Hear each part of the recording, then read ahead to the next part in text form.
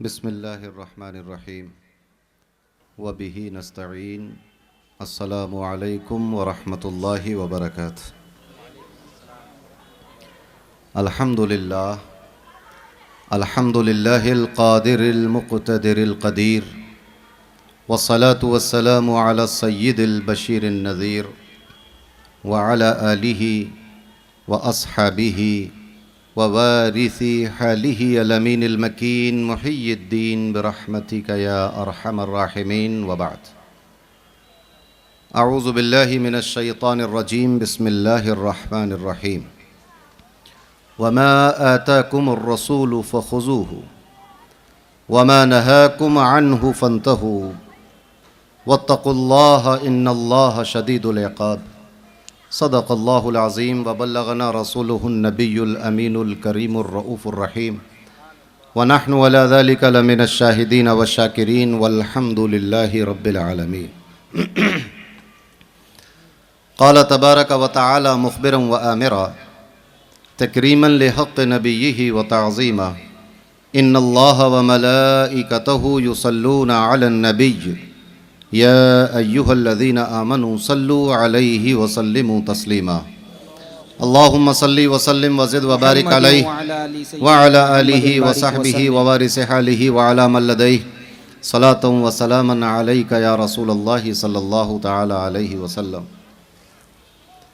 چلے جب حضور سوئے فلک بلغ العلا بکمالہ کوئی دیکھے رخ کی چمک دمک کشف الدجا بجمالہ وہ ہیں بے مثال دریں چشک حسنت جمیع خصالہ انہیں دیکھ لیں تو پڑھیں ملک صلو علیہ وآلہ اللہم صلی وسلم وزد وبارک علیہ وعلی آلہ وصحبہ ووارث حالہ وعلی من لدیہ صلاة وسلاما علیک یا رسول اللہ صلی اللہ تعالی علیہ وسلم سلام آپ پر آپ کی آل پر سلام آپ کے وارث حال پر اللہم صلی وسلم وزد وبارک علیہ وعلی آلہ وصحبہ ووارث حالہ وعلی من لدیہ صلاة وسلاما علیک یا رسول اللہ صلی اللہ تعالی علیہ وسلم اللہ تبارک و تعالی کا فضل و احسان کہ اس نے ہمیں اور آپ کو اس مبارک محفل میں حاضر ہونے کی توفیق عطا فرمائی۔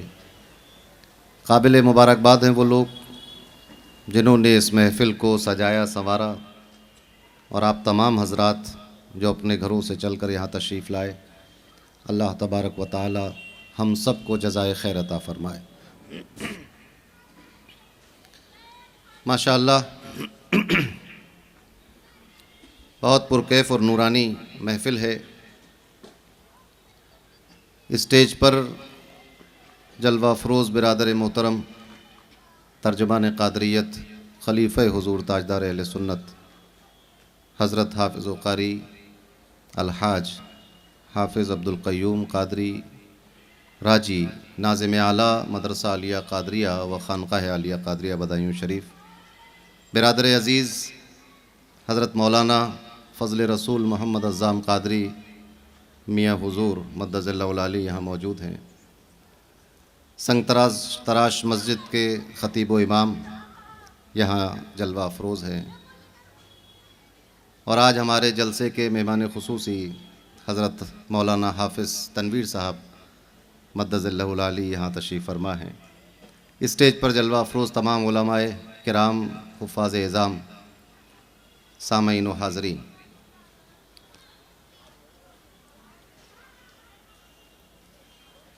ہندوستان کے اس تاریخی شہر میں جس کو عروس البلاد کہا جاتا ہے، جلسے کانفرنسز وقتاً فوقتاً منعقد ہوتی رہتی ہیں، تو آپ حضرات جلسوں کی نوعیت سے اور اس کے وقت کی پابندی سے بخوبی واقف بھی ہیں۔ انشاءاللہ جیسا کہ وعدہ تھا کہ یہ اجلاس 10 بجے تک اختتام پر پہنچے گا، انشاءاللہ وقت کی پابندی کی جائے گی۔ مختصراً کچھ عرض کرنے کی کوشش کروں گا۔ بات کو یہاں سے شروع کرتے ہیں کہ استغاثہ پیش کرتے ہوئے کہ غوث اعظم بمن بے سر و سامہ مدد، قبلہ جاں مدد، کعبہ ایماں مدد، ماں گدائے مو تو سلطان دو عالم ہستی، از تو داریم تما یا شہ جیلاں مددے، انتظار کرم تست بمحشر مارا، اے خدا جو و خدا بین و خدا داں مددے۔ اللہ تبارک و تعالی نے قرآن مجید میں اپنے بندوں کو زندگی جینے کا ایک طریقہ بتایا ہے، ایک سلیقہ اور ایک اصول اور ایک منہج بیان کیا ہے، اور اس کتاب کے ساتھ اپنے پیارے حبیب صلی اللہ علیہ وسلم کو مبعوث فرمایا کہ وہ اللہ کے احکامات اور ارشادات اللہ کے بندوں تک پہنچائے۔ اللہ نے اس دنیا میں بغیر معلم کے کتاب نہیں بھیجی، کتاب کے ساتھ ایک کتاب پڑھانے والا آیا، تو کتاب میں جو کچھ اور جس طرح اللہ نے اتارا ہے اس کی وہ تشریح جو پڑھانے والا بیان کرے گا وہی قابل قبول ہوگی، اور اس کتاب میں اس معلم کے بارے میں جو کچھ فرما دیا گیا ہے اس کو ہمیں ماننا ہوگا اور اس پر ایمان لانا ہوگا۔ تو جس طرح قرآن کی حقانیت کی دلیل حضور کریم صلی اللہ علیہ وسلم ہے، اسی طرح نبی کریم صلی اللہ علیہ وسلم کی حقانیت کی دلیل قرآن مجید ہے۔ قرآن کو ہم نے قرآن رسول اللہ کی کہنے کے مطابق مانا ہے، اور قرآن میں محمد الرسول اللہ کے جو فضائل اور ان کی عظمتیں اور ان کی شخصیت کے بارے میں جو بیان کیا گیا اس کو ہم نے قرآن سے سمجھا اور مانا ہے۔ اب قرآن تو چونکہ ایک بحر بے کراں ہے علم کا، اللہ تبارک و تعالیٰ نے تمام رتب و یابس کا علم اس میں رکھا ہے، ہر سوال کا جواب قرآن میں پوشیدہ ہے۔ جب صحابہ کرام کو نبی کریم صلی اللہ علیہ وسلم کسی دوسرے شہر میں دین کی تبلیغ کے لیے مسلمانوں کے کا حاکم بنا کر بھیجا کرتے تھے تو فرماتے تھے کہ تم کس طرح فیصلہ کرو گے؟ تو حضرت معاذ ابن جبل نے عرض کیا کہ یا رسول اللہ میں قرآن سے فیصلہ کروں گا۔ فرمایا کہ اگر تم نے قرآن میں یہ مسئلہ نہیں پایا فَإِن لَمْ تَجِدْ، اگر تم نے نہیں پایا یعنی تمہیں نہیں ملا، اس کا مطلب یہ نہیں کہ اگر قرآن میں نہیں ہو تو، فرمایا کہ اگر تمہیں نہیں مل سکا تو کیا کرو گے؟ تو عرض کیا کہ یا رسول اللہ پھر میں آپ کے ارشاد کے مطابق سنتوں کے مطابق فیصلہ کروں گا۔ فرمایا کہ اگر سنت میں بھی نہیں ملا تب کیا کرو گے؟ تم نہیں تلاش کر پائے تو پھر کیا کرو گے؟ تو عرض کیا کہ حضور پھر میں اپنی رائے اور اپنی سمجھ اور اپنے فقہ اور تفقہ کی بنیاد پر فیصلہ کروں گا۔ تو نبی کریم صلی اللہ علیہ وسلم نے ان کے سینے پر ہاتھ رکھا، انہیں دعا دی۔ تو یہ طریقہ سمجھ میں آیا کہ سب سے پہلے کتاب دیکھی جائے گی، کتاب میں اگر ہم ڈھونڈنے میں ناکام رہے تو رسول کریم صلی اللہ علیہ وسلم سے سوال کریں گے کہ حضور آپ ارشاد فرما دیں، ان کے ارشادات میں مل جائے گا۔ تو قرآن کی اہمیت اور حیثیت نبی کریم نے بتائی ہے، اور حضور کی اہمیت اور حیثیت قرآن بیان کر رہا ہے۔ تو قرآن تو ایک بحر بے کراں ہے۔ اللہ تبارک و تعالیٰ نے قرآن مجید میں وہ اعجاز رکھا ہے، ایسا بیان رکھا ہے کہ قرآن مجید خود ایک معجزہ بن کر دنیا میں آیا، نبی کریم صلی اللہ علیہ وسلم کا ایک معجزہ بن کر آیا۔ تو قرآن میں ہر مسائل کا حل ہے، تمام مشکلات کا حل ہے، انسان کی زندگی میں پیش آنے والے تمام مسائل قرآن نے بیان کیے ہیں۔ بہت سارے مفسرین ہیں، بڑے بڑے محققین ہیں، کسی ایک آیت کو نقل کر کے کہتے ہیں کہ اگر قرآن میں صرف یہی ایک آیت ہوتی تو وہ پوری زندگی، تمام انسانوں کی زندگی کی ہدایت کے لیے کافی تھی۔ اسی طرح میں نے جس آیت کریمہ کی تلاوت کا شرف حاصل کیا ہے، تو میں یہ کہہ سکتا ہوں کہ اگر قرآن میں صرف یہی ایک آیت ہوتی تو دنیا کے تمام انسانوں کی ہدایت کے لیے کافی تھی۔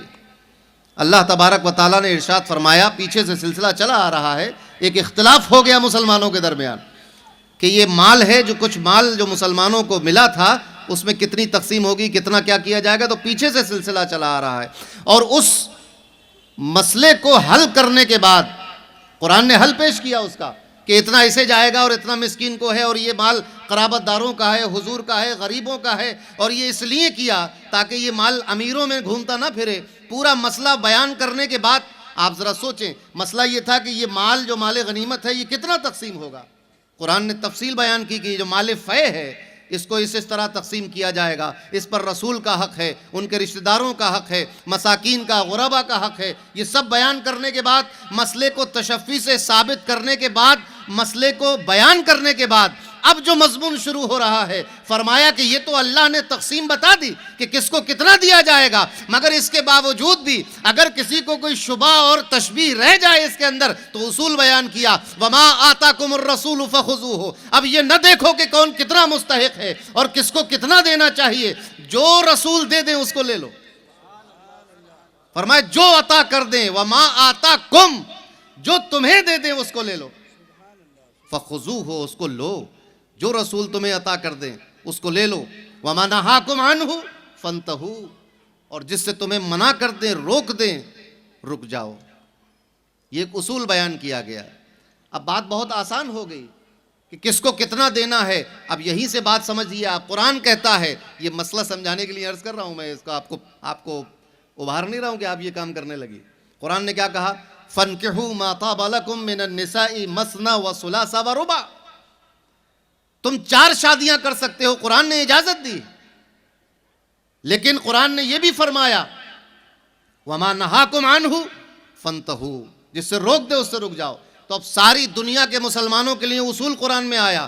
مگر جب حضرت فاطمہ کو اس بات سے تکلیف پہنچی کہ حضرت مولا علی مشکل کشا ابو جہل کی لڑکی سے شادی کرنا چاہتے ہیں، تو نبی کریم نے منبر پہ کھڑے ہو کے فرمایا کہ علی، تم فاطمہ کی زندگی میں دوسرا نکاح نہیں کر سکتے. وَمَا نَهَاكُمْ عَنْهُ فَانْتَهُوا، جس سے روک دے اس سے رک جاؤ. وَمَا آتَاكُمُ الرَّسُولُ فَخُذُوهُ، جو رسول تمہیں عطا کریں اس کو لے لو. وَمَا نَهَاكُمْ عَنْهُ فَانْتَهُوا، اور جس سے منع کر دے رک جاؤ. اور یہ بات ارشاد فرما کے اللہ تبارک و تعالیٰ نے فرمایا اور اللہ سے ڈرو، واتقوا اللہ، اللہ کا تقوی اختیار کرو.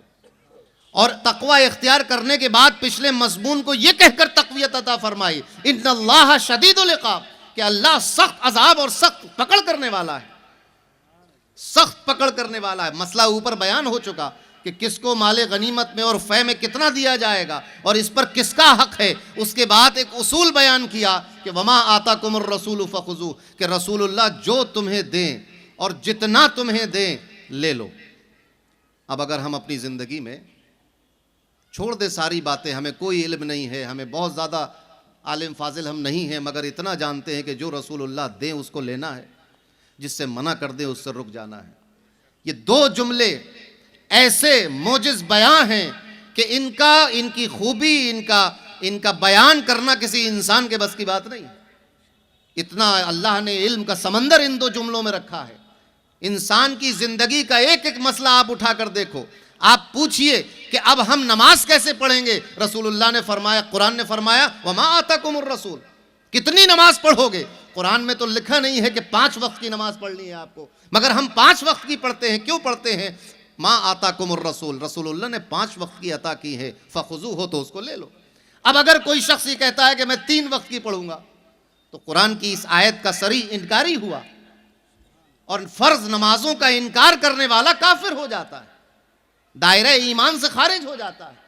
تو یہ رسول اللہ جو عطا کر رہے ہیں اس کو لینا اتنا ضروری اور فرض اور واجب ہے کہ اگر انکار کیا تو دائرہ اسلام سے باہر ہو گئے.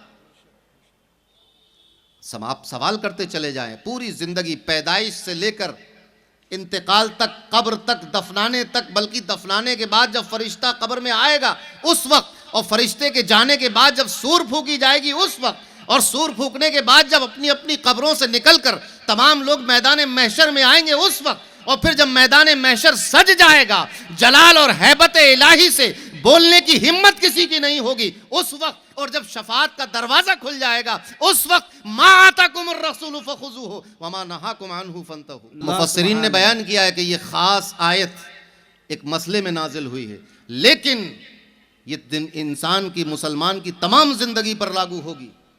اب ہم اور آپ اپنی زندگی کا محاسبہ کریں کہ ایک اچھی زندگی، مومن کی زندگی، اسلامی زندگی وہ ہے کہ جس زندگی میں وہ چیزیں ہوں جو رسول اللہ نے عطا کی ہیں، اور وہ زندگی ان چیزوں سے دور ہو جس سے منع کر دیا گیا ہے.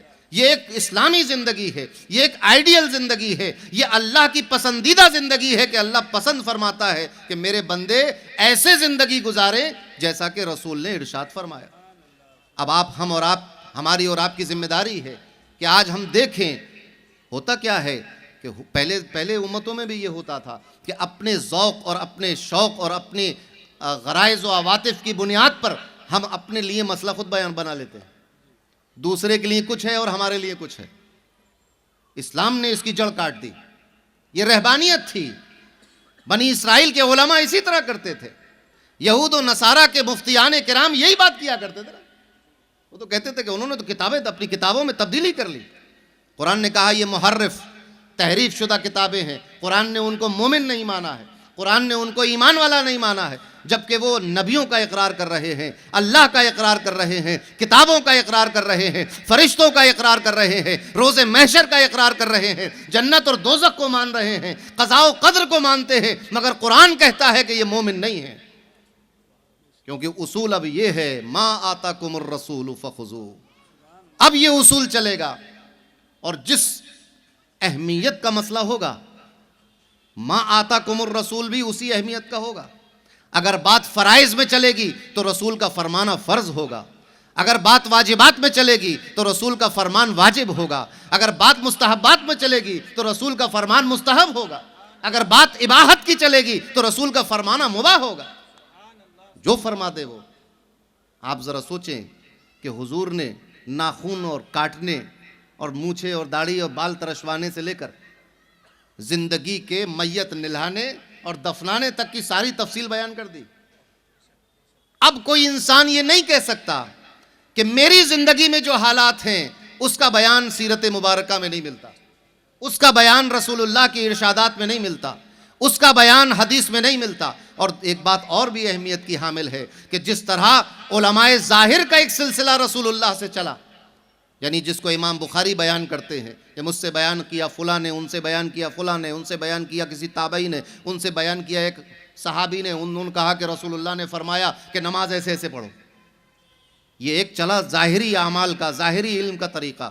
ایسے ہی ایک باطنی علوم کا بھی سلسلہ چلا کہ رسول اللہ سے حاصل کرنے والوں نے، مولا علی مشکل کشا نے رسول اللہ سے وہ فیض حاصل کیا اور حضرت امام حسن بصری کو عطا فرمایا، حضرت امام حسن امام حسین کو عطا فرمایا، حضرت امام حسین نے امام زین العابدین کو عطا فرمایا، اور یہ سلسلہ ہوتا ہوا اولیاء سے، صوفیاء سے، فقراء سے، عارفین سے ہوتا ہوا پوری دنیا میں پھیلا ہے۔ تو اگر اب ظاہری حالات کی اگر آپ کو تلاش ہے تو آپ کو ظاہری علوم مصطفیٰ میں ملے گا، اور باطنی خلجان اور رجحانات کی طرف بات آئے گی تو باطنی علوم مصطفیٰ میں ملے گا۔ تاجدار اہل سنت نے فرمایا تھا کہ زمانے بھر کے جتنے علم ہیں ان سب کو اہل دل نبی کے علم کے دریا کا ایک قطرہ سمجھتے ہیں۔ تو یہ علم مصطفیٰ کی بات ہے۔ تو فرمایا وَمَا آتَاكُمُ الرَّسُولُ، رسول جو عطا کر دے۔ اب رسول کا کام ہے عطا کرنا۔ اس پر بھی بڑی ڈیبیٹ ہوتی ہے کہ رسول کچھ دے سکتے ہیں کہ نہیں۔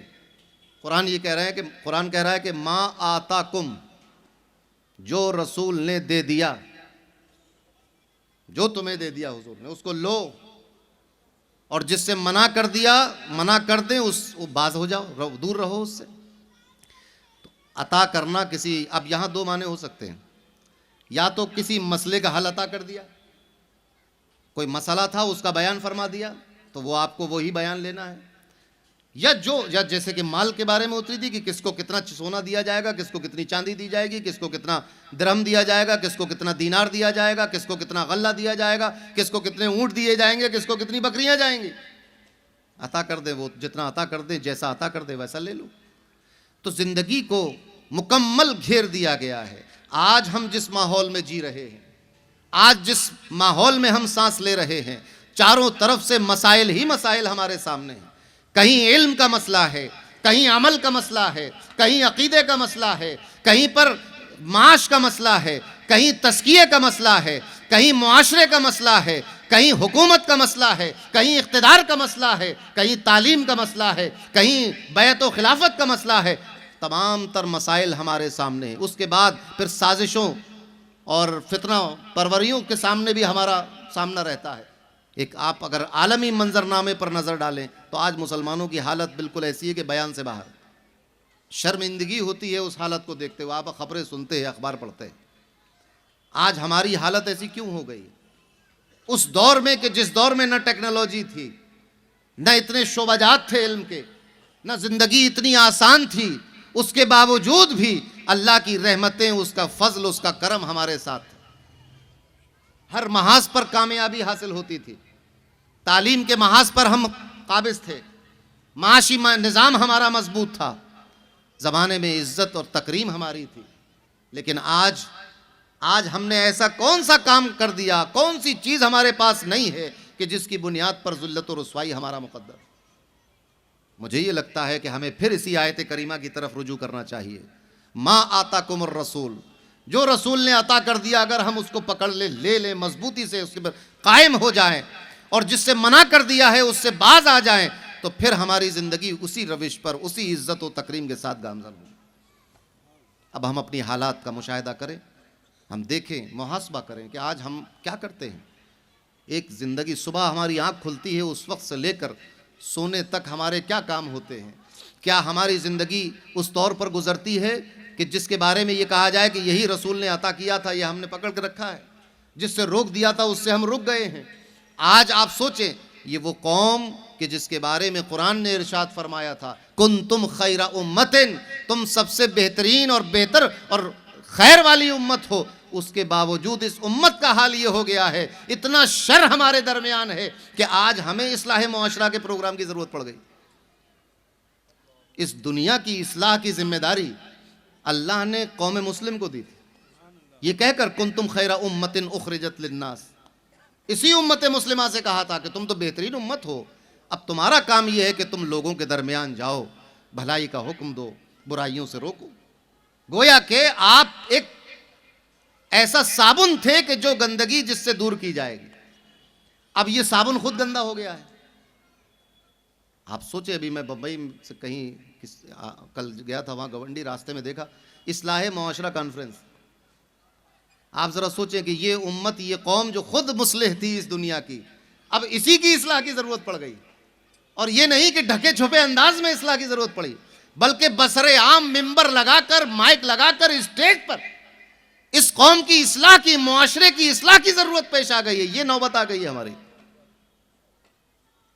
اور اصلاح معاشرہ کیا ہوگی؟ نشہ دور کرایا جائے گا، جوئے سے دور کیا جائے گا، ماں باپ کی نافرمانی سے دور کیا جائے گا. یہ ساری باتیں ڈسکس ہوں گی. آپ ذرا سوچیں کہ جس قوم میں 1500 سال پہلے نشے کو حرام قرار دے دیا گیا، آج اس قوم سے نشے کے مضر اثرات بیان کر کے نشے سے دور کیا جا رہا ہے. یہ نوبت آ گئی ہے اس امت کی. ہم کس جگہ اگر کھڑے ہو گئے ہیں؟ جس امت کو 1500 سال پہلے جوئے سے روک دیا گیا تھا، حرام روزی سے روک دیا گیا تھا، غیر ذبیحہ سے روک دیا گیا تھا، منکرات و فواحش سے روک دیا گیا تھا، 1500 سال کے بعد پھر اسی چیز کی ضرورت پڑ رہی کہ بھائی شراب نہ پیو، بھائی نشہ نہ کرو، جوا نہ کھیلو، سود نہ لو، حرام کام نہ کرو، فواحش اور منکرات سے دور رہو. آپ ذرا سوچیں کہ جب یہ نوبت آ جائے گی، یہ اساس ہے دین کی، یہ دین کی بنیاد تھی. یہ باتیں دین کے بنیاد میں شامل تھی کہ یہ چیز حرام ہے، اس سے قریب نہ جانا، اس سے دور ہو جاؤ. آج ضرورت پڑ گئی ہمیں پھر سے. اس کا مطلب یہ ہوا کہ آج ہماری قوم میں پھر ایک دروازہ کھل گیا ہے کہ جس کے ذریعے یہ حرام کام، یہ فواحشات اور یہ منکرات اور یہ منع کی ہوئی چیزیں کہ جس سے رسول اللہ صلی اللہ علیہ وسلم نے روک دیا تھا، یہ پھر سے ہمارے درمیان آ گئی ہیں. تو اب ضرورت پڑ رہی ہے اتنی شد و مت کے ساتھ اس کو روکنے کی. اور آپ کو ایک بات اور بتا دوں، جس وقت میں نبی کریم صلی اللہ علیہ وسلم تشریف لائے، اس وقت میں اتنی شراب نوشی تھی. جس قوم میں تشریف لائے اس قوم میں اتنا جوا کھیلا جاتا تھا. جس قوم میں تشریف لائے وہاں سود کا اتنا کاروبار گرم تھا کہ آپ اندازہ نہیں کر سکتے. رسول اللہ تشریف لائے، شرک ہی شرک تھا، کفر ہی کفر تھا، بے راہ روی تھی، گمراہی تھی، شراب نوشی، جوا، فواحشات، منکرات سے بھرپور زندگی. ایک بھی نیک کام نہیں. اور تو اور آپ ذرا سوچیں، لوگ ننگے ہو کر طواف کیا کرتے تھے، ننگے بدن کعبے کا طواف کیا کرتے تھے. عجیب و غریب صورتحال تھی. ایسے ماحول میں اللہ نے اپنے حبیب کو بھیجا, ایسے ماحول میں تشریف لائے جہاں شراب کا بازار گرم تھا, جوئے کا بازار گرم تھا, سود کا بازار گرم تھا, بے حیائی کا بازار گرم تھا. ہر شخص کو اس کی عادت تھی, ہر گھر کا ماحول یہی تھا. جو جتنا رتبے والا تھا وہ اتنا ان چیزوں پہ مست رہتا تھا. مگر رسول اللہ تشریف لائے, آپ نے تربیت کی اور فرمایا کہ شراب حرام. اللہ نے شراب کو حرام کر دیا, جوئے کو حرام کر دیا, اور سٹے بازی کو حرام کر دیا, سود کو حرام کر دیا. بس کہنے کی دیر تھی, پوری قوم نے شراب چھوڑ دی, پوری قوم نے جوا چھوڑ دیا, پوری قوم نے سود چھوڑ دیا. اور سود تو اس شان سے چھوڑا کہ اللہ نے فرمایا کہ جو کچھ لے لیا تھا لے لیا تھا, جو باقی رہ گیا ہے اس کو چھوڑ دو. وَذَرُوا مَا بَقِيَ مِنَ الرِّبَا إِن كُنتُم مُؤْمِنِينَ. بس آج سے, ابھی سے, اسی وقت سے ختم, بات ختم ہو گئی. اب اس قوم میں شراب کا ایک قطرہ نہیں دکھتا ہے, اب اس قوم میں ایک پیسہ جوئے کا نہیں ہے, اب اس قوم میں ایک پیسہ سود کا نہیں ہے. اس زمانے کے یہودی بہت ناراض ہوئے. دین اسلام کی مخالفت کرنے کی چند وجوہات, اس میں سے ایک وجہ یہ ہے کہ اسلام نے سود کو حرام کر دیا. تو یہودیوں کا نظام لایا ہوا تھا, بہت ناراض ہوئے اس بات پر, مگر ختم ہو گئی بات.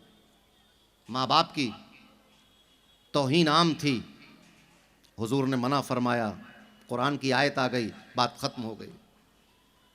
پڑوسی کے ساتھ دشمنی اور عداوت اور بغض اور بد کلامی کو منع کر دیا, ختم ہو گئی.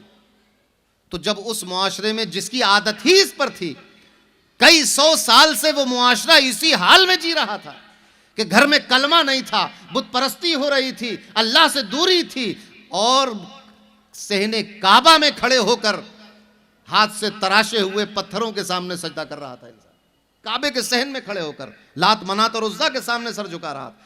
ایسے ماحول میں آ کر نبی نے فرمایا کہ یہ غلط, حرام, چھوڑ دیا. آج ذرا سوچیں, آج جو ہمارا معاشرہ ہے, ہمارے گھر میں پیدا ہونے والا بچہ جب پیدا ہوتا ہے تو اس کے کان میں اذان دی جاتی ہے. نبی کریم نے ان لوگوں کی اصلاح فرما دی جنہوں کے کان میں اذان نہیں پڑی گئی تھی, جنہوں نے اپنے گھر میں کلمہ طیبہ نہیں سنا تھا, جن کے گھروں میں اذان اور نماز کا معاملہ نہیں تھا, جن کے گھروں میں پرہیزگاری اور عید میلاد النبی کے جشن نہیں ہوتے تھے اور بزرگوں کی فاتحائیں نہیں ہوتی تھی. ایسے ماحول میں آپ نے آ کر اصلاح کر دی. آج ہمارا بچہ قرآن سنتا ہے, قرآن کا معاملہ ہے, علماء سے مل رہا ہے, مسجدیں بنی ہوئی ہیں, اذان ہو رہی ہے, جلسے بھی ہو رہے ہیں, سمجھایا بھی جا رہا ہے, تقریر بھی ہو رہی ہے, مختلف پیروں سے کہ دامن کرم سے وابستہ بھی ہے. اس کے باوجود بھی شراب بھی آ گئی ہے, جوا بھی آ گیا ہے, سود بھی آ گیا ہے, نفرت بھی آ گئی ہے, بغض بھی آ گیا ہے, حسد بھی آ گئی ہے. غرض یہ کہ وہ ساری خرابیاں جو مشرکین مکہ کے درمیان تھیں, جن کو نبی کریم نے اپنے پیروں سے کچل کر آگے بڑھ کر اسلام کا پیغام سنایا تھا, آج وہ ساری چیزیں زندہ ہو کر مسلمانوں کے معاشرے میں آ گئی ہیں, ہمارے روبرو کھڑی ہیں. آپ متقی اور پرہیزگار ہیں مگر گھر کے بچے نشے کے عادی ہو گئے ہیں. آپ متقی اور پرہیزگار ہیں مگر رشتہ دار سود کا کاروبار کر رہے ہیں. اب مسئلہ یہ ہو گیا ہے کہ کہاں رشتہ کریں, کس کے ساتھ کھائیں, کہاں بیٹھیں, کس سے دوستی کریں. اگر یہ سوچنے پہ آئے تو ایسا لگے گا کہ اس دنیا میں صرف ایک اکیلے آپ متقی پرہیزگار ہیں, باقی پوری دنیا گمراہ ہوئی. یہ ماحول بن گیا ہے. آپ سوچئے کہ کہاں سے چلے تھے ہم اور کہاں آ گیا ہے معاملہ. نمازوں کی اہمیت, نمازوں کا شوق, نمازوں کی لذت, نمازوں کی طرف رجوع ہونا, عبادت کی طرف دل کا کھنچنا, عبادتوں میں خلوص اور اخلاص نیت کا ہونا, یہ سب وہ باتیں ہیں جو کتابوں میں تو لکھی ہیں, نظر نہیں آتی. ریاکاری مشرکین مکہ کا خاص وصف تھا. کوئی بھی کام کرتے تھے خود دکھا کر کرتے تھے, اور وہ چاہتے تھے کہ سماج میں میرے نام سے یہ مشہور ہو کہ اس نے اتنی سخاوت کی, اس نے اتنے اچھے کام کیے, اس نے فلاں کام کیا. لوگ اپنے نام و نمود چاہتے تھے. آج آپ دیکھیں, ہم تو کفار اور مشرکین مکہ کا معاشرہ نہیں ہے مگر صفات اور خصلتیں سب وہی. میں یہ اس لیے عرض کر رہا ہوں کہ ہم اس پر غور کریں اور اس کو چھوڑیں, اور وما آتاکم الرسول پر عمل کریں. آپ ذرا سوچیں، بات بات پہ معاملہ بگڑ گیا. بات بگڑی اسی وجہ سے ہے کہ جو رسول نے عطا کیا ہم نے پکڑا نہیں، لیا نہیں صحیح سے. جس سے روکا تھا اس سے ہم رکے نہیں. اگر ہم اس پر قائم رہتے تو آج کوئی اختلاف نہ ہوتا، آج فرقہ بندی نہ ہوتی، آج تفرقے بازی نہ ہوتی، آج ایک دوسرے سے ہمارے سامنے برسر پیکار نہ ہوتے. رسول اللہ نے فرمایا تھا کہ رسول اللہ نے سیدنا صدیق اکبر کو اپنی زندگی میں امامت کا مسلح عطا کر کے یہ فیصلہ کر دیا تھا کہ میرا جانشین ابو بکر صدیق ہے. اگر دنیا والے اس پر قائم رہتے، ما آتاکم الرسول، تو رفض نہ آتا، تفضیلیت نہ آتی، شیعت نہ آتی، بیراروی نہ ہوتی. ہم سب ایک دین پر قائم ہوتے، ایک مسلک پر قائم ہوتے. مگر رسول کی بات کو پسے پش ڈال دیا، اپنی عقل لگانے لگے اور اہانت اور توہین کرنے لگے. رسول اللہ نے فرمایا تھا میرے صحابہ کی توہین سے اور ان کی برائی سے اپنی زبان کو روکو. ما نہاکم عنہ فانتہوا، تو جس سے روکا گیا تھا ہمیں رک جانا چاہیے تھا، ہم رکے نہیں تو صحابہ کی توہین اور گستاخی شروع ہو گئی. اہل بیت کے بارے میں قرآن کا فیصلہ تھا کہ ان سے محبت کی جائے گی. ہم نے اگر اس فیصلے کو مانا ہوتا، رسول اللہ کے اس حکم کو مانا ہوتا، اہل بیت سے محبت کرنا شروع کی ہوتی، ان کی اطاعت کرتے، تو آج یہ گڑبڑی نہ ہوتی جو ناسبیت کی شکل میں ہمارے سامنے. قرآن نے فرمایا اور حضور سے کہلوایا ہے، فرمایا قل لا اسألکم علیہ اجرا الا المودۃ فی القربى. آپ کہیے، اگر بالفاظ دیگر اپنے ذوق کے حساب سے کہوں تو اللہ فرما رہا ہے کہ آپ یہ عطا کریے. کیا عطا کیجئے؟ یہ عطا کیجئے کہ میرے قرابت داروں سے محبت رکھنا، میرے گھر والوں سے محبت رکھنا. کس کے عوض میں رکھنا؟ یہ جو میں قرآن دے رہا ہوں، یہ جو میں کلمہ دے رہا ہوں، یہ جو میں تطہیر قلب دے رہا ہوں، یہ جو میں تزکیہ نفس کر رہا ہوں، یہ جو میں تمہیں علم دے رہا ہوں، اس کا تم سے کوئی اجر نہیں چاہتا. مجھے غلہ نہیں چاہیے، مجھے گھر نہیں چاہیے، سونا چاندی نہیں چاہیے، زمین جائیداد نہیں چاہیے. الا المودۃ فی القربى، بس میرے گھر والوں سے محبت رکھنا. اگر ہم نے یہ لے لیا ہوتا تو پھر بات بگڑتی نہیں. کیا بڑی بات تھی، ہوتے جو مسلمان بھی ایک، حرم پاک بھی، اللہ بھی، قرآن بھی ایک. کیا بڑی بات تھی، ہوتے جو مسلمان بھی ایک. بس کیوں نہیں ہے مسلمان؟ اس وجہ سے کہ اللہ کے اس حکم کو ہم مان نہیں سکے. جو رسول دیں اس کو لے لو، جس سے روک دیں باز آ جاؤ، چھوڑ دو اس کو. یہی بات عقیدے کی. دیکھیے عقیدے بھی بگڑے اسی وجہ سے کہ جو رسول دیکھیے آپ ذرا دیکھیں سرزمین مکہ پر جب حضور نے یہ فرمایا کہ رات میں اللہ سے مل کر آیا ہوں، مکے سے بیت المقدس تک گیا، وہاں سے آسمانوں کی سیر کر کے جنت اور دوزخ کو دیکھ کر اور سدرۃ المنتہا اور قاب قوسین سے ہوتا ہوا، عرش اعظم سے ہوتا ہوا، فلاں فلاں نبیوں سے ملتا ہوا اور ان نبیوں سے یہ گفتگو کرتا ہوا واپس بھی آ گیا ہوں. بس اگر یہ مان لی جاتی بات تو پھر وہاں کوئی مرتد نہ ہوتا، کوئی گمراہ نہ ہوتا، کوئی دین سے پھرتا نہیں. وہاں پر آپ سوچ رہے ہیں کہ آج یہ فتویٰ دیا جاتا ہے کہ یہ مسلمان کافر ہو گیا. پہلا فتویٰ رسول اللہ کے سامنے دیا گیا کہ جس نے سفر معراج کا انکار کیا وہ مسلمان مرتد ہو گیا. مکے کی سرزمین. کفار و مشرکین تو مذاق اڑاتے ہی تھے، کچھ کچے مسلمان تھے، ان کو بھی یہ بات سمجھ میں نہیں آئی، انکار کر دیا اس کا. ایک بات سمجھتے چلیں، آج جو ذخیرہ احادیث ہمارے پاس ہے اس میں کچھ صحیح ہیں، متواتر ہیں، صحیح ہیں، حسن ہیں، غریب ہیں، کچھ ضعیف ہیں، اور ایک موضوعات کا بھی سلسلہ ہے. تو آج تو فرق ہو گیا ہے کہ یہ صحت میں اس درجے کی نہیں ہے، یہ راویوں کے اعتبار سے اس درجے کو نہیں پہنچی. لیکن جس وقت رسول اللہ بنفس نفیس کوئی بات فرما رہے ہو، بغیر کسی راوی کے، مسلمانوں سے، صحابہ سے جب کوئی بات فرما رہے، اس میں تو یہ گنجائش ہی نہیں کہ یہ قول ضعیف ہے، کہ یہ متروک ہے، کہ یہ منکر ہے، کہ یہ صحیح ہے، کہ یہ حسن ہے یا غریب ہے. اس کی گنجائش نہیں ہے. جس طرح کتاب اللہ میں جو نازل ہو گیا لا ریب فیہ کا تاج لے کر آیا ہے، اسی طرح رسول نے زبان سے جو ارشاد فرما دیا اس میں بھی لا ریب فیہ کا تاج رکھا ہوا. جس طرح قرآن کی آیت پر ایمان واجب ہے تو اسی طرح رسول اللہ جب کچھ ارشاد فرما دے صحابہ سے تو پھر اس میں بھی شک اور ریب کی گنجائش نہیں کی جا سکتی. اگر انکار ہوگا تو اسی وقت کفر ہو جائے گا. تو یہ سارے بدعقیدگی نے جنم اس بنیاد پر لیا کہ جو رسول نے کہا تھا اس کو مانا نہیں گیا، جو عطا کیا تھا وہ لیا نہیں گیا، جس سے روکا گیا تھا اس سے رکے نہیں. کس سے روکا تھا؟ روکا تھا کہ اللہ تبارک و تعالیٰ کی معرفت میں علم ظاہر سے قیل و قال نہ کرنا، اللہ کی صفات کے بارے میں اپنی عقل کے گھوڑے نہ دوڑانا، قضاء و قدر پر اپنی عقل سے فیصلہ نہ کرنا، ہم نے اس بات کو لیا نہیں، عقل لگانا شروع کر دی، فلاسفہ کی طرز پر ہم نے عقل لگائی، مسلمانوں کا ایک طبقہ گمراہ ہو کر معتزلہ ہو گیا، معتزلی ہو گئے۔ عقل لگانے کو منع کیا تھا اس میں کہ یہ بات قضاء و قدر کی ہے، سیدنا صدیق اکبر نے لیا اور جس سے روکا اس سے رک گئے، تو ارشاد فرمایا کہ اس بارے میں یہ کہنا کہ میں کچھ نہیں جانتا یہ سب سے بڑا جاننا ہے۔ سوچے تو بدعقیدگی بھی جنم لے رہی ہے وہیں سے جہاں سے ہم نے رسول اللہ کی عطا کردہ عقیدے کو، علم کو، باتوں کو نہیں لیا، اور جس سے منع کیا تھا اسی میں ملوث ہو گئے تو بدعقیدگی آ گئی۔ فرمایا تھا کہ میرے صحابیوں کو برا نہ کہنا، برا کہنے لگے، بدعقیدگی آ گئی۔ فرمایا تھا کہ میرے قرابت داروں سے محبت رکھنا، محبت چھوڑ دی، بدعقیدگی آ گئی۔ اور اس کے بعد فرمایا تھا اس امت کے اولیاء کا ادب و احترام کرنا، چھوڑ دیا، بدعقیدگی آ گئی۔ اس امت کے اولیاء کی عظمت بیان کی تھی، ہم نے عظمت سے انکار کیا، بدعقیدگی آ گئی۔ حضرت اویس قرنی کی عظمت بیان کی تھی، کیا کہا تھا؟ صحیح حدیث میں آیا، کیا فرمایا تھا کہ یہ حضرت عمر اور حضرت علی سے فرمایا کہ تم جا کے ان سے ملنا، یہ تحفہ پیش کرنا، اپنا جبہ، اپنا کرتہ مبارک عطا فرمایا تھا، یہ دینا۔ آپ کو حیرت ہوگی کہ رسول اللہ صلی اللہ علیہ وسلم کے جسم اطہر پر جو لباس پاک ہوتا تھا، کرتا شریف، آج لوگ کہتے ہیں کہ تبرک کوئی چیز نہیں ہے۔ تبرک کیا ہوتا ہے؟ آپ ذرا سوچتے یہ کوئی حضرت اویس قرنی کو جو کرتا بھیجا تھا کوئی پہلی بار نہیں بھیجا، متعدد بار آپ نے اپنے کرتے عطا فرمائے۔ آپ کی صاحبزادی کا جب انتقال ہوا تو عورتیں، جو مسلمان عورتیں تھیں، وہ آپ نے فرمایا کہ ان کو غسل دو، صحیح مسلم کی حدیث ہے۔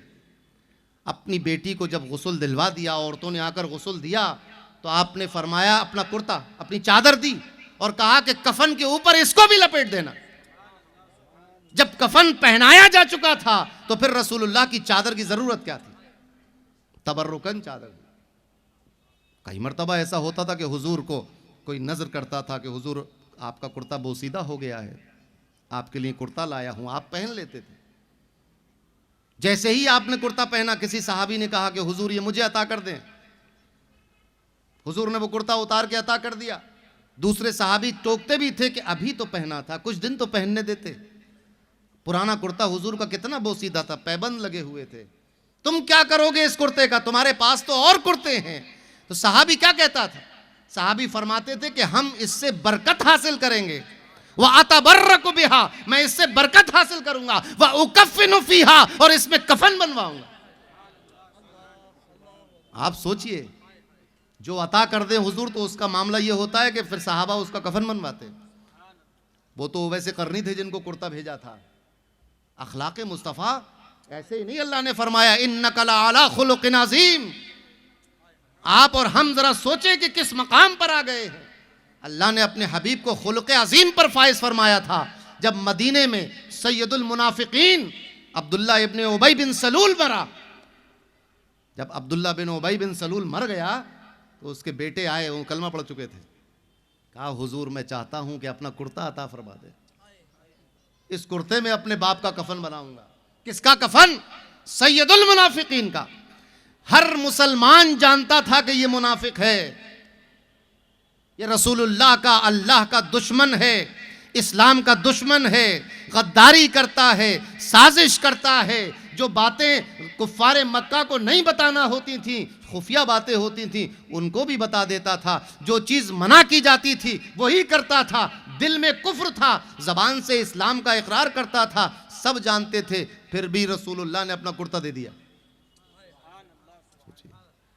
تو حضرت اویس قرنی کو پہلی بار نہیں گیا کرتا، مگر اس کے باوجود بھی آپ دیکھیے کہ جس کا عقیدہ صحیح ہو اس کو رسول اللہ کا کرتا فائدہ پہنچا رہا ہے، اس کے کفن بن جائے تو کفن میں فائدہ پہنچا رہا ہے۔ لیکن جس کا عقیدہ گڑبڑ ہو، جو منافق ہو، اگر رسول اللہ کے کرتے میں کفن پہنا بھی دیا جائے، اس کے بعد آیت نازل ہوتی ہے کہ رسول اللہ اس کے لیے آپ دعا نہ کریں، اللہ بخشے گا نہیں اس کو، یہ منافقت پہ مرا ہے، فی الدرک الاسفل، یہ جہنم کے سب سے نچلے طبقے میں ڈالا جائے۔ یہ عبداللہ بن ابی بن، آج جو آپ سنتے نا کہ بدعقیدہ کے لیے مغفرت کی دعا نہ کرو، کافروں کے لیے مغفرت کی دعا نہ کرو، یہ عبداللہ بن ابی بن سلول کے مرنے کے بعد تو نازل ہوئی ہے کہ حضور اس کے لیے دعا کرنے تشریف لے گئے تھے۔ آیت فیصلہ کن آیت نازل ہوئی کہ اب جو مومن نہیں ہے اس کے لیے دعائے مغفرت نہیں ہوگی۔ تو لاکھ کرتے میں رہو۔ ہمارے امروہہ کے ایک شاعر تھے جناب افسر امروہوی مرحوم، بدایوں آیا کرتے تھے نعتیہ مشاعرے میں خانقاہ کے، تو ان کا ایک شعر تھا، انہوں نے کہا تھا کہ دور رہ کر بھی کوئی ان کے قریب ہوتا ہے۔ ہم ہندوستان میں رہتے ہیں، محبت کرتے ہیں، تو ایسا نہیں ہے کہ وہ مدینے میں ہے، ہم ہندوستان میں بہت دور ہیں۔ کہتے ہیں کہ دور رہ کر بھی کوئی ان کے قریب ہوتا ہے، اور دور ہوتا ہے سرے گنبد خضرا کوئی۔ گنبد خضرا کی چھاؤں میں کھڑے ہوئے ہیں بڑے جبے اور قبے پہنے ہوئے، مگر رسول اللہ سے عقیدے کی بنیاد پر دور ہو گئے۔ تو حضور نے کرتا بھیجا۔ یہ اولیاء کی شان، صحیح احادیث ہیں، فرمایا کہ اولیاء کی شان کیا ہے۔ اللہ نے حدیث قدسی میں فرمایا کہ اللہ فرماتا ہے کہ میرے ولی سے جو عداوت رکھے گا میں اس سے اعلان جنگ کرتا ہوں۔ ہم نے اگر اس کو لے لیا ہوتا، اولیاء کی تعظیم و تکریم کرتے، ان سے محبت کرتے، ان سے بدگمانی نہ کرتے، ان کے بارے میں جھوٹی باتیں نہ پھیلاتے، ان کی توہین نہ کرتے، ان کے نسب کو الٹا سیدھا نہ کہتے، ان کے سلسلے کو برا بھلا نہ کہتے، ان کے فضائل و کمالات کا انکار نہ کرتے، تو آج امت میں انتشار نہ ہوتا۔ یہ انتشار کی بنیاد یہ ہے کہ جو رسول نے عطا کیا صلی اللہ علیہ وسلم ہم نے نہیں لیا، اور جس چیز سے روکا تھا، اولیاء کی توہین سے روکا تھا، اگر رک جاتے، محبت کرنے کو کہا تھا اگر محبت کر لیتے، تو یہ آج انتشار نہ ہوتا۔ آپ سوچیں، یہ عقیدے کی، اور ایسی پوری رات آپ تقریر کر سکتے ہیں اور سن سکتے ہیں کہ کیا کیا کہا تھا وہ نہیں کیا، اور جس سے روکا تھا اس سے نہیں روکے۔ اب آ جائیے اعمال پر، ہمارے اور آپ کے سامنے ظاہر ہیں، آفتاب آمد دلیل آفتاب۔ اب کسی دلیل دینے کی ضرورت نہیں ہے کہ ہمارے اعمال خراب ہو گئے، ہم سب خوب جانتے ہیں کہ ہمارے اعمال کس سمت میں جا رہے ہیں۔ غور کرنے کی ضرورت ہے۔ عبادت، اللہ کے رسول نے فرمایا تھا ان تعبد اللہ کأنک تراہ وإن لم تکن تراہ فإنہ یراک۔ عبادت ایسے کرو کہ گویا تم رب کو دیکھ رہے ہو، گویا تم اللہ کو دیکھ رہے ہو، اور اگر ایسی کیفیت پیدا نہ ہو سکے فإنہ یراک، تو یہ عقیدہ رکھو، یقین رکھو کہ بے شک وہ تمہیں دیکھ رہا ہے۔ اگر اس کو ہم نے اپنا حرز جا بنا لیا ہوتا، اس بات کو، عبادت اسی کیفیت کے ساتھ کی ہوتی، تو پھر گڑبڑ معاملہ نہ ہوتا۔ کیونکہ اگر نماز اس کیفیت کے ساتھ پڑھی جائے گی تو پھر اللہ کا وعدہ ہے ان الصلاۃ تنہی عن الفحشاء والمنکر۔ اللہ کا وعدہ جھوٹا نہیں ہو سکتا۔ ہماری پریکٹس تو غلط ہو سکتی ہے، ہماری اٹھک بیٹھک تو غلط ہو سکتی ہے، ہماری نیت غلط ہو سکتی ہے، ہمارا قیام اور سجود اور قعود اور رکوع غلط ہو سکتا ہے، مگر اللہ کا کلام غلط نہیں ہو سکتا۔ اس نے فرمایا کہ بے شک نماز روکتی ہے، بچا لیتی ہے، دور کر دیتی ہے برائیوں سے اور غلطیوں سے، خطاؤں سے اور فحاشی سے۔ آج دیکھیں، ہم نماز بھی پڑھتے ہیں مگر فحاشی میں بھی مبتلا ہے، منکرات میں بھی پڑے ہوئے، اور کچھ نہیں تو کم سے کم جھوٹ تو بول ہی رہے۔ اب یہ نوبت آ گئی ہے کہ اصلاح معاشرہ کے عنوان سے جلسے بھی ہوتے ہیں۔ اچھی بات ہے، ہونے بھی چاہیے، جیسی جیسی گڑبڑی آئے ویسا ویسا اس کا تدارک ہونا چاہیے، لیکن یہ بھی تو سوچو کہ یہ ہو کیوں رہا ہے، ایسا ہو کیوں گیا؟ اچانک ایک پانی بدبودار ہو گیا، اچانک ایک پانی نجس ہو گیا، اچانک ایک پانی جو ہے وہ ایسا ہو گیا کہ اب اس سے پاکی حاصل نہیں ہوتی، اب فلٹر لگانا پڑے گا، اس میں کچرا آ گیا ہے، اب آر او لگا کے اس کو صاف کیجیے آپ۔ یہی موقع دیکھ کر لوگوں نے موقع غنیمت جانا اور مسلمانوں کے عقیدے پر، اعمال پر، رہن سہن پر، معاشرے پر حملہ کیا کہ بھئی ہم کیوں، آپ کہاں سے آئے کہ میں اصلاح کرنے آیا ہوں۔ کس بات کی اصلاح کریں گے؟ میں کلمہ اصلاح کروں گا، میں قرآن میں آپ پڑھنے کی اصلاح کروں گا، میں آپ کی نمازوں کی اصلاح کروں گا، آئیے دینی بات کریں۔ بس یہاں سے شروع ہو گیا معاملہ۔ آپ نے کبھی سنا ہے کہ کسی صابن کو دھونے کے لیے دوسرے ڈٹرجنٹ پاؤڈر کا استعمال کرنا پڑا؟ اگر صابن ہاتھ سے چھوٹ کے زمین پہ گر جائے تو اس کو دھونے کے لیے ایک دوسرا صابن لاتے ہیں کیا؟ اسی صابن کو پانی میں رگڑ دیتے ہیں، مل دیتے ہیں، صاف ہو جاتا صاحب۔ تو یہ امت مسلمہ تو خود ایک صابن کی طرح ہے، جو دوسروں کو صاف کرنے کے لیے آئی تھی، اب اسی امت کو صاف کرنے کے لیے ایک صابن مارکیٹ میں چل رہا ہے کہ آئیے ہم اصلاح کریں گے آپ کی۔ یہ موقع کس نے دیا؟ اس کی ضرورت نہیں بیٹا، بیٹھ جاؤ بیٹھ جاؤ، اس کی ضرورت نہیں۔ یہ موقع ہم نے دیا، نہ ہم نے اعمال خراب کیے ہوتے، نہ ہم بے نمازی ہوتے، نہ ہم جھوٹ بولتے، ہم قرآن کو تجوید کے ساتھ پڑھنا جانتے تو یہ گنجائش ہی نہیں ہوتی کہ آئیے میں آپ کی اصلاح کروں۔ ہم نے علماء سے دوری بنا لی، ائمہ سے دوری بنا لی، صوفیہ بزرگوں سے دوری بنا لی، نیک ماحول میں بیٹھنا چھوڑ دیا۔ اب ہمارا وقت اپنے موبائل پر زیادہ گزرتا ہے، اپنے دوستوں میں گلی محلے سڑک پہ زیادہ گزرتا ہے۔ ہم نے پڑھائی لکھائی میں دل لگانا چھوڑ دیا، ہم نے کوئی ہنر سیکھنا چھوڑ دیا، ہم نے اپنا وقت بس ایک اوباش اور بادشاہوں اور جانوروں کی طرح گزارنا شروع کر دیا، جو کوئی فکر ہی نہیں۔ آپ سوچیں، حضور نے کہا تھا کہ تضیع اوقات نہ کرنا، اپنا وقت ضائع مت کرنا۔ اگر یہ بات ہم نے لے لی ہوتی تو آج کوئی پریشان نہ ہوتا کہ بچے بگڑ گئے۔ مجھے تو پتا ہے نا، میرے پاس لوگ آتے دعا کرانے کے لیے، دعا کر دیجئے، بچہ غصہ بہت کرتا ہے۔ ارے کس ماحول میں رہ کر پائے، تم بھی کرتے ہوگے غصہ، تو یہ بھی کر رہا ہے۔ افسوس ہوتا ہے کہ جب یہ کہا جاتا ہے کہ دعا کر دیجئے یہ لوگ نمازی ہو جائیں، اس پر افسوس بھی ہوتا ہے، اور دعا بھی دل سے کرتا ہوں کہ اللہ تعالیٰ توفیق دے ان کو۔ مگر یہ نوبت آئی کیسے؟ اگر گھر کا ہر بڑا، ہر سمجھدار انسان فجر میں اٹھتا تو اس گھر کے بچے فجر میں کیسے سوتے رہ سکتے ہیں؟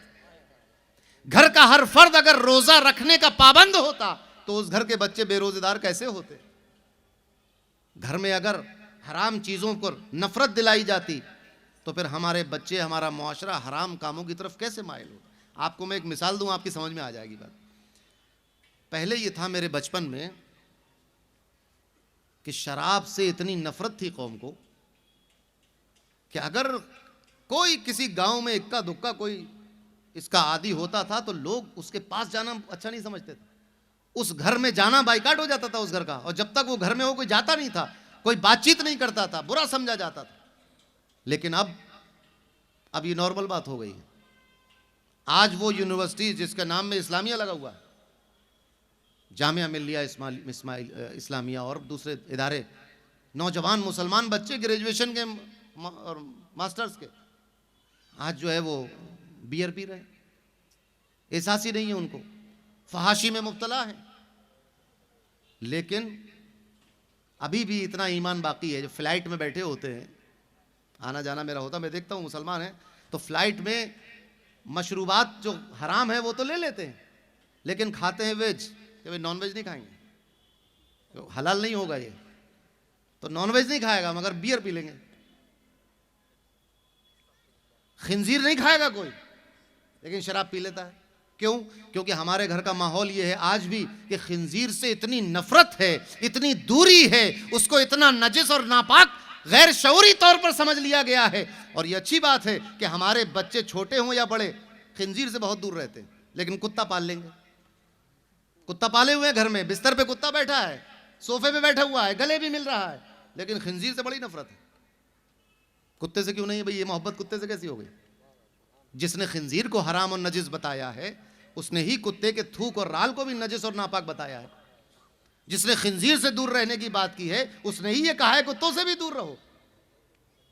تو ہم نے اپنے گھر کا ماحول ایسا بنا لیا کہ کسی حرام چیز کو ہلکے میں لے لیا، کسی حرام چیز کو بہت، تو جو ہمارے ذوق کے مطابق جو چیز رہی، جس کو ہماری طبیعت نے نفرت سمجھا اس سے تو ہم نے نفرت کی، اور جس کو ہماری طبیعت نے اچھا سمجھا اس کو ہم نے اچھا سمجھ لیا۔ ہونا کیا تھا کہ ما آتاکم الرسول فخذوہ وما نہاکم عنہ فانتہوا، ہونا یہ چاہیے تھا کہ جو رسول عطا کرے وہ لیا جائے، جس سے روک دے اس سے رک جاؤ۔ ہونے کیا لگا کہ جو ہمارا دل چاہتا ہے ہم لیں گے، اور جو ہمارا دل چاہتا ہے اس سے رک جائیں گے۔ تو جب اپنے نفس کی باتیں سننے لگے، جب حدیث نفس پہ عمل ہونے لگا تو پھر یہ خرابی پیدا ہو گئی۔ اور آج آپ دیکھیں ہر لمحہ ایک نئی پریشانی ہمارے سامنے آ رہی ہے۔ وقت بھی مکمل ہو گیا، ابھی تو یہ اس آیت کریمہ کے نتیجے تک ہم پہنچ ہی نہیں پائے، انشاءاللہ پھر کسی موقع پر اس کے آگے کی بات کریں گے۔ وقت ہمارا مکمل ہو رہا ہے۔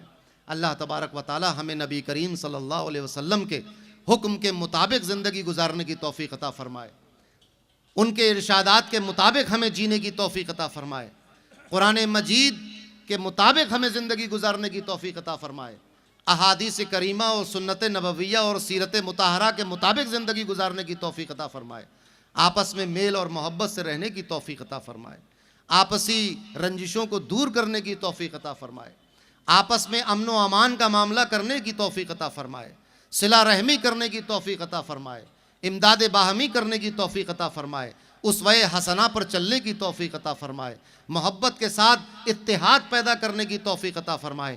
جب تک ہم زندہ رہیں اللہ اور اس کے پیارے حبیب محمد مصطفیٰ صلی اللہ تعالیٰ علیہ وسلم کے بتائے ہوئے راستے پر چلتے رہیں، جب ہمارا آخری وقت ہو تو ہماری زبان پر ہو لا الہ الا اللہ محمد رسول اللہ صلی اللہ علیہ وسلم، وآخر دعوانا ان الحمد للہ رب العالمین۔